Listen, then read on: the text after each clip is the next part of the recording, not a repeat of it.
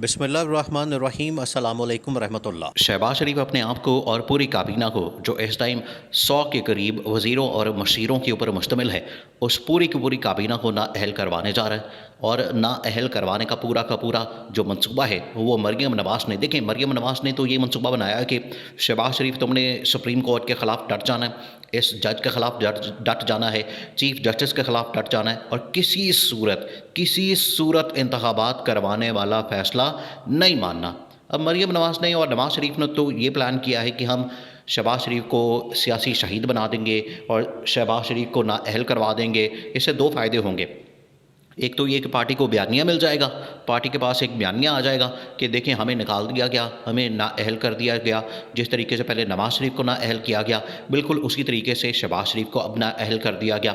और दूसरा ये कि मरियम नवाज़ का वो वाला प्लान, मरियम नवाज़ की वो वाली प्लानिंग और साजिश कामयाब हो जानी है। और वो पूरा जो एक जाल बिछाया हुआ है मरियम नवाज़ ने कि शहबाज शरीफ नाअहल होगा तो फिर उसके बाद मेरा रास्ता बनेगा, ये शहबाज शरीफ को रास्ते से हटाना बड़ा ज़रूरी है। तो मरियम नवाज़ का वो वाला प्लान भी कामयाब हो जाना है।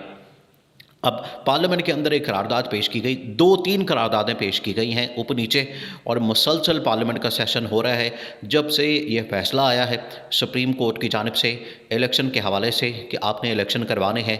पहले भी फ़ैसला आया, उसके बाद इन्होंने इलेक्शन की डेट आगे की, दोबारा से फ़ैसला आया, अब तो बड़ा सख्त किस्म का फ़ैसला निकला। तो उसके ऊपर जो सुप्रीम कोर्ट ने ऑर्डर दिया कि आपने हर हाल में इलेक्शन कमीशन को पैसे देने हैं, 21 अरब रुपए, जो कि इलेक्शन करवाने के लिए बड़े ज़रूरी हैं और इसके बगैर इलेक्शन नहीं हो सकते, क्योंकि इलेक्शन कमीशन ने भी कहा था कि हमें पैसे चाहिए, हमारे पास पैसे नहीं हैं। अब हुकूमत ने 2-3 करारदादें पास की हैं, अब आपने वो समझनी है और उसके अंदर ही सारी कहानी है। उससे आपको पूरा का पूरा मामला समझ आ जाएगा कि ये किस तरह से पूरी कैबिनेट, पूरी की पूरी हुकूमत नाअहल होने जा रही है और शहबाज शरीफ किस तरह से गेम खेल रहा है। सुप्रीम कोर्ट की जानिब से जैसे ही फैसला आया और सुप्रीम कोर्ट ने हुकूमत को बाउंड किया कि आपने 21 अरब रुपए ये इलेक्शन कमीशन को जारी करने हैं। हुकूमत ने क्या किया? हुकूमत ने पहले बयानिया बनाया, पहले ये कहानियाँ सुनाई कि ये 4-3 का फ़ैसला है, ये 3-2 का फ़ैसला नहीं है। फिर उसके बाद वहाँ चीफ जस्टिस और बाकी जो अहम तरीन जजेस हैं जो बेंच के अंदर शामिल थे, उनके ख़िलाफ़ बगावत करवा दी, उनके ख़िलाफ़ वहाँ पर बातें होना शुरू हो गई जलसे जुलूसों के अंदर, और अंदर से जो है तकसीम करवा दी, फूट डलवा दी। अब उसके बाद क्या हुआ? पार्लियामेंट के अंदर 2-3 करारदादें। पहली करारदाद आई कि सुप्रीम कोर्ट के पास ये जो चीफ जस्टिस के पास सू मोटो का इख्तियार है, सू मोटो नोटिस का, ये बड़ा लामहदूद किस्म का है, इसको कम किया जाए।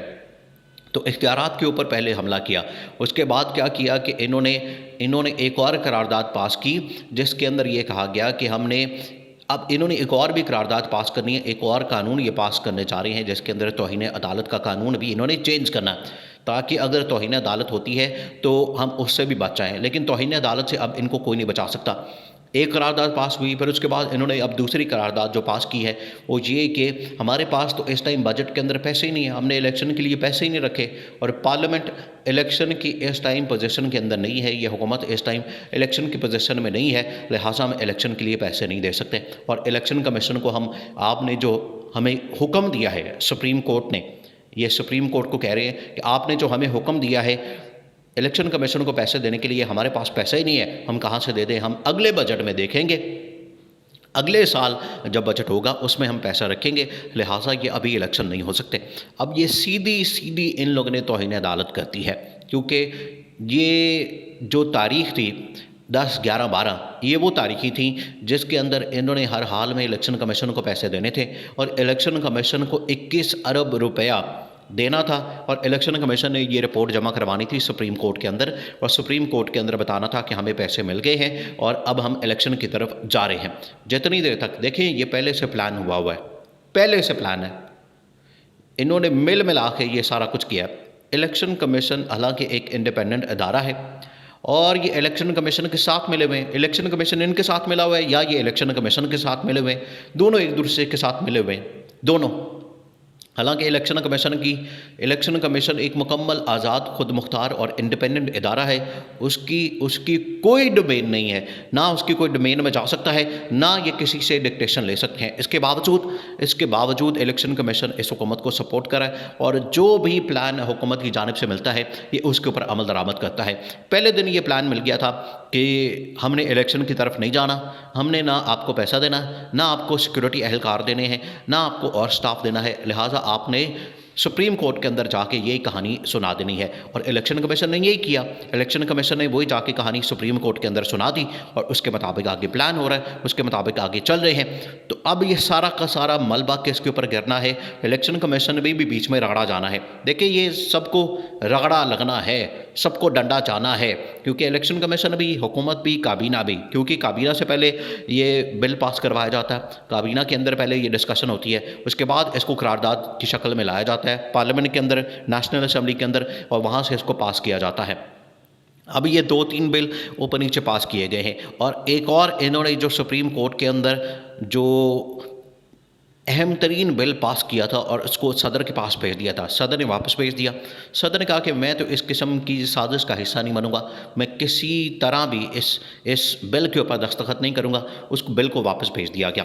अब ये बिल पार्लियामेंट के अंदर वापस आ गया है, वहाँ से ये ऑटोमेटिकली टाइम पास, जो एक टाइम लिमिट है उसके अंदर के मंजूर हो जाएगा, लेकिन इसको सदर की हिमायत, तो इखलाकी तौर पर असल में इसको कोई हिमायत हासिल नहीं है, ना इदारों की कोई हिमायत हासिल है, ना इस टाइम। देखिए, इस्टेब्लिशमेंट ने भी बड़ा दो टोक अंदाज में इस हुकूमत को कह दिया कि आप मुज़ाकरात के अंदर जाएं, आप इस तरह के लड़ाई झगड़ों में मत पड़े, आप सुप्रीम कोर्ट के साथ ये फड्डा या पंगा मत लें। सुप्रीम कोर्ट के साथ पंगा लेने की वजह से मुल्क के अंदर और ज़्यादा क्राइसिस पैदा हो जाना है।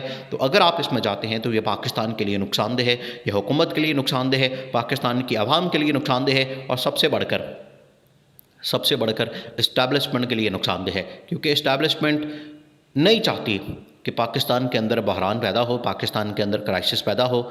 और अगर देखें, सुप्रीम कोर्ट के पास अभी ये भी इख्तियार है, या हुकूमत समझती है ना कि हमने NSA मीटिंग बुला के हमने इस्टेब्लिशमेंट को अपने साथ कर लिया है, सुप्रीम कोर्ट के पास ये ऑप्शन मौजूद है कि वो फ़ौज को तलब कर सकती है अपने हुक्म के ऊपर अमल दरामद करवाने के लिए। ये सुप्रीम कोर्ट के पास ऑप्शन मौजूद है। अव्वल तो वो वाली स्टेज आनी नहीं, पहले ही इस हुकूमत को फारिग कर देना है। सुप्रीम कोर्ट ने सबसे पहले तो शहबाज शरीफ को नाअहल करना है, फिर उसके बाद पूरी की पूरी कैबिनेट को नाअहल करना है और चीफ इलेक्शन कमिश्नर को फारिग करना है।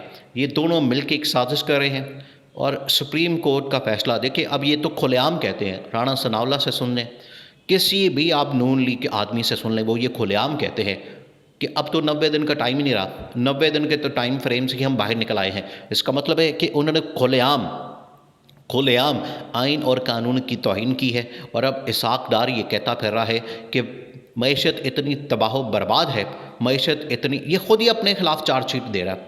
वज़ीर ख़जाना, एक मुल्क का वज़ीर ख़जाना और मुल्क की मईशत की तबाही और बर्बादी की कहानी सुना रहा है। इस कदर नाअहल और निकम्मे लोग इस हुकूमत के ऊपर मुसल्लत हो चुके हैं।